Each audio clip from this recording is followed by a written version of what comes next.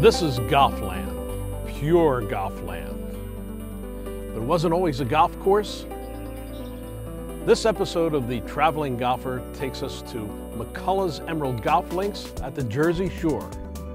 And this property, one day, was a landfill and behind us a gravel pit. Hard to believe the transformation that has taken place to bring this jewel of the Jersey Shore to all of you golfers. We're going to look at the course, tell the story, talk with architect Stephen Kay, and visit some of the attractions in the area that have made this the playground of the Mid-Atlantic region. But right now, it's my tee time.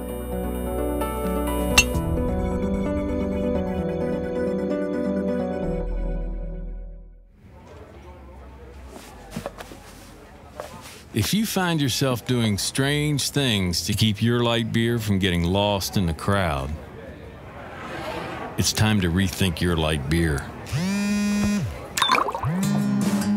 99 calories, 100% authentic lager. The light beer that stands out in a crowd.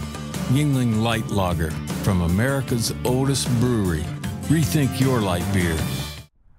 We're standing on the highest point in Ocean County, New Jersey, with golf course architect Stephen Kay, who was the designer of McCullough's Emerald Golf Links. And this mountain, unlike Mount Everest or any other mountain, was not here for a long while. It's sort of a new thing.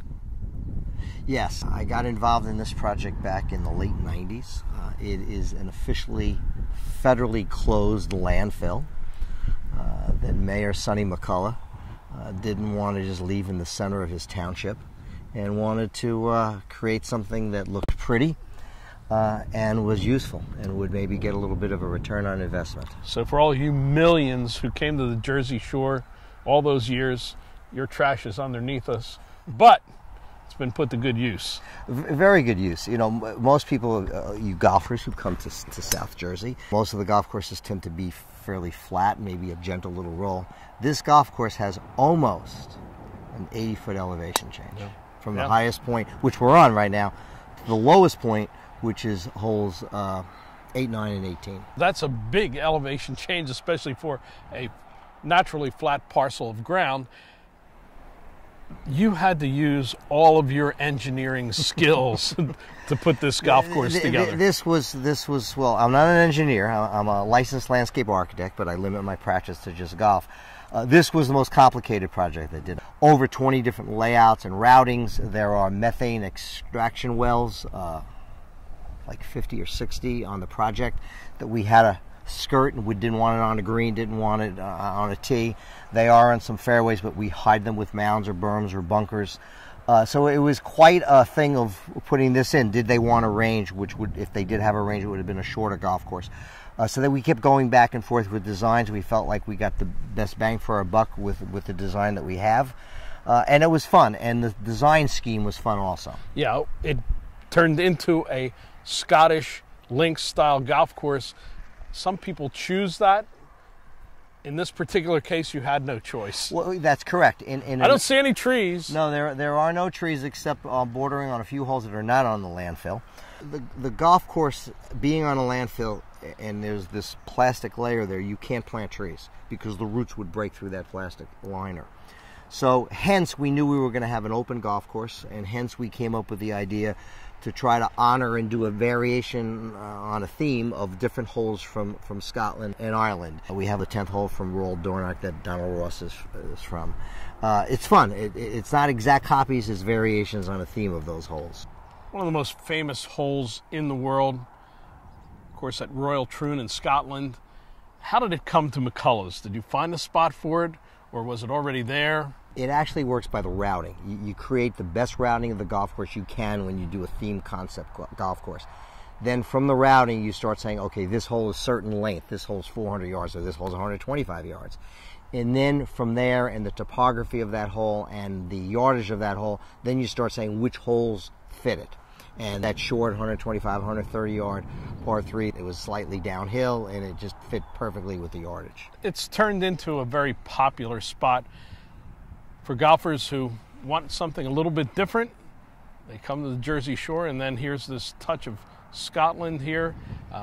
And it's a definitely different style of golf you have to play. With no trees and with these elevations, wind is always a factor. The golf course was built in '02. It opened in '03. And when it opened, there was, in '02, golf was still booming a little bit. And I think there were 350 golf courses that opened that year. This was in the top 35 of all those golf courses, and of municipal government-owned golf courses, this was ranked number 2 municipal new golf course in the country that it opened.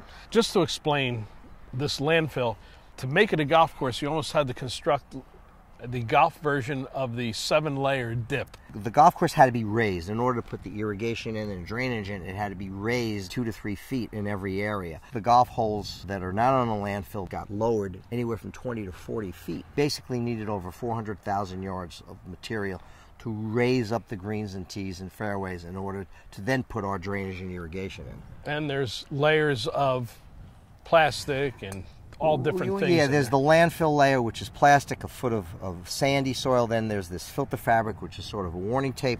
Then there was 6 inches of sand, and then there was the topsoil. The topsoil we pushed off and actually did not put back because it wasn't the best topsoil in the world. We used that to create the mounds and the things to make it look like it was Scottish golf courses. Tees, they were built at like a pyramid, and they were surveyed because it actually dropped. The weight of it dropped. And the greens have a geotextile and another filter fabric. Golf doesn't get the acclaim it should for being environmentally friendly.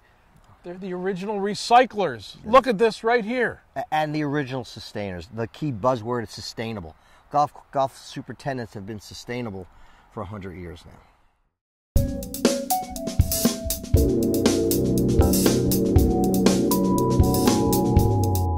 The new adjustable EA Tour is our latest exotics fairway wood. As before, we've raised the technology bar in terms of construction. It's a smaller, tour-preferred head size, and the cup face actually is attached to the body by a 360-degree laser beam bond. Tour players demand exact distances for their landing areas. So of course, we created more loft options than any other adjustable fairway wood on the market for them. And now, they're for you too, the EA Tour.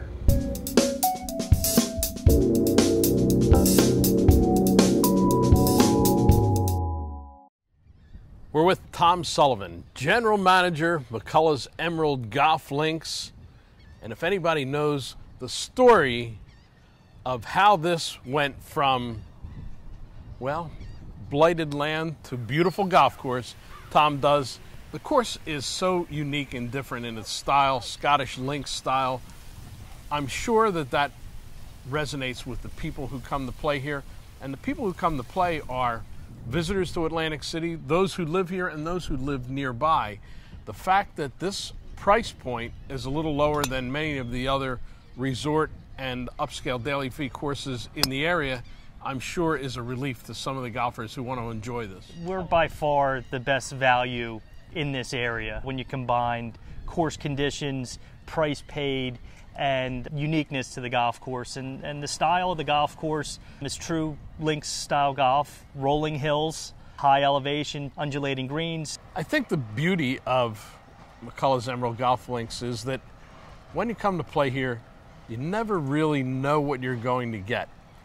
Basic design is relatively playable, some wide corridors, but on some days there's an added element. That's true, and by far that added element tends to be the wind. Because of the elevation, it is windier here than in most parts of the county. And also because of the style of the golf course, it may be playing hard and fast a certain time of the year. It may be playing where you actually have to air it to the green. It really depends on the conditions of the day, and it also depends on the conditions of the time of the year. We all have our favorites when we play a golf course. I have my favorites out here. How about you, Tom? Favorite hole or holes out here? Well, matter of fact, we're standing on the 18th hole right now, or right by the 18th hole. Great finishing hole. Got an elevated tee box to a fairly wide fairway, although there's water to the right-hand side off of the drive as well as to the approach shot. And if there's a prevailing wind, the prevailing wind coming from the south, it will push you towards the towards the pond. This whole complex is pretty amazing here. You have the 8th hole on the other side, which is almost a little bit of a mirror hole of number 18. Mm-hmm. And then one tough par 3, number 9, also along the water but coming in here. Yeah, number 8 is also neat because of the elevation. A little trickier than the 18th hole because you have the hazard of the trees on your right-hand side as well as the water on your left-hand side, and it actually plays a bit longer, as well as a fairway bunker in the center of the fairway. So the long hitters have to be especially careful not to drive it too far, as well as driving it straight. The 9th hole is a par 3, 165 yards. Fun hole. It's a tough hole. Undulating green. There is an upper and a lower shelf to the green, so pin position is important when playing the hole. And it just happens to be the only hole that I've ever had a hole-in-one on. There we go. We've talked about a lot of the holes out here. We didn't talk about the risk-reward number 15 short par 4. Mm-hmm. Maybe we ought to play it and show it to them. I think we should. That'll be fun. The 15th hole is modeled after the 5th hole at Royal Dornoch in Scotland. This hole may appear short at 283 yards. However, it's a classic risk-reward hole. If you hit it to the left-hand side and play it safe, you're not necessarily guaranteed a flat lie, but you will have a short shot to the elevated green. And if you decide to go right, there's no guarantees, but a perfect drive will give you the opportunity for eagle. I'm going to take the safe course to the left side, let the big boy go for the green.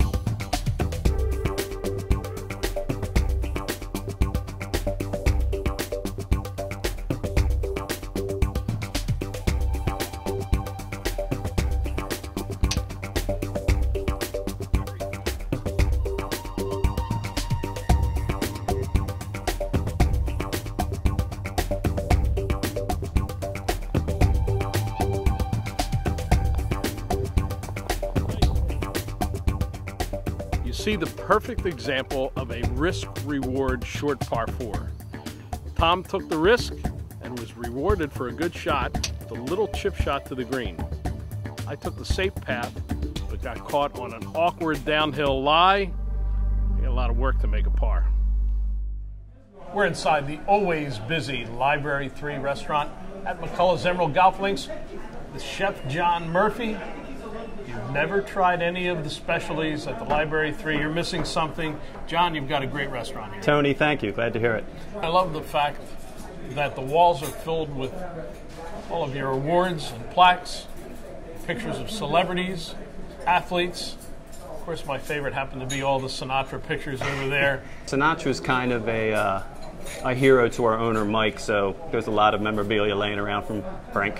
Famous, of course, for your salad bar and some nice seafood specials, but really famous for your steaks. Right, steak's the king here. This is the place to come if you're looking for rib fillet. Now, I know prime rib is definitely a specialty here. You've got the regular cut, the king cut, the double cut, but you also, a very unique thing is your filet mignon and your New York strip is sold by the ounce. It was just always the lay of the land here when you started. It was a 10-ounce minimum, and that was it. You could go up to 30 if you can afford it and you can eat it. Now, one other unique thing, full service here. Wait staff comes, takes care of you at the table with your drink. When it's time to order, it's almost like Jersey Shore style. You have to go to the little window and tell them what you would like. Right. How'd that happen? It's always been the system here since I started. You get a check and you'd bring it up to the window here, take your order for you, answer any questions you have, cut the steak in front of you if you'd like, and go on to the salad bar. Yeah. You've got the indoor restaurant with music Fridays, Saturdays. Yes. You also have the open air screened in back patio overlooking the 18th hole. There might not be a better scene in the whole Jersey Shore for a place. And sometimes you have music out there too. When I come by the 18th hole and smell what's in here, it makes me want to come in and pick up a knife and fork. Library 3 restaurant at McCullough's. Between the magnificent golf course here at McCullough's Emerald Golf Links and its Library 3 restaurant, there's plenty to keep you busy on property. However, the seagulls remind us we are at the Jersey Shore, and that means only a few miles to the famous Atlantic City. And just south of that, one of America's greatest family golf vacation destinations, Ocean City, New Jersey.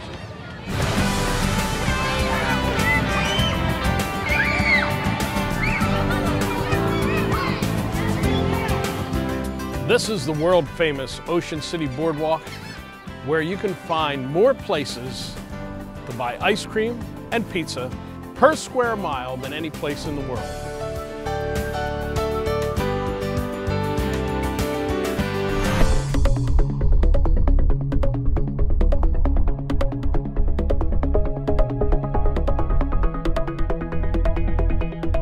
Sheraton Atlantic City is the most convenient place for golfers to stay when visiting Atlantic City. Not only is it close to so many golf courses, it's a short walk to the casinos and right across the street from the largest outlet shopping center in America.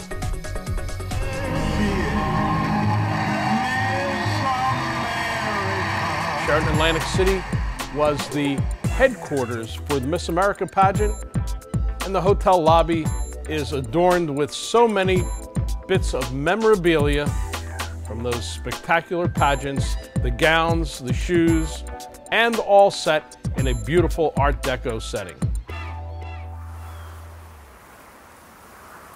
The wind is picked up here at McCullough's Emerald Golf Links, as it does almost every round on this beautiful golf course.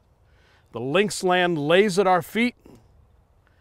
It's time to finish another episode of The Traveling Golfer, but I'm not finished playing golf on this little piece of the British Isles just outside of Atlantic City. Tony Leodora's golf wardrobe, courtesy of Antigua, the leader in modern golf apparel.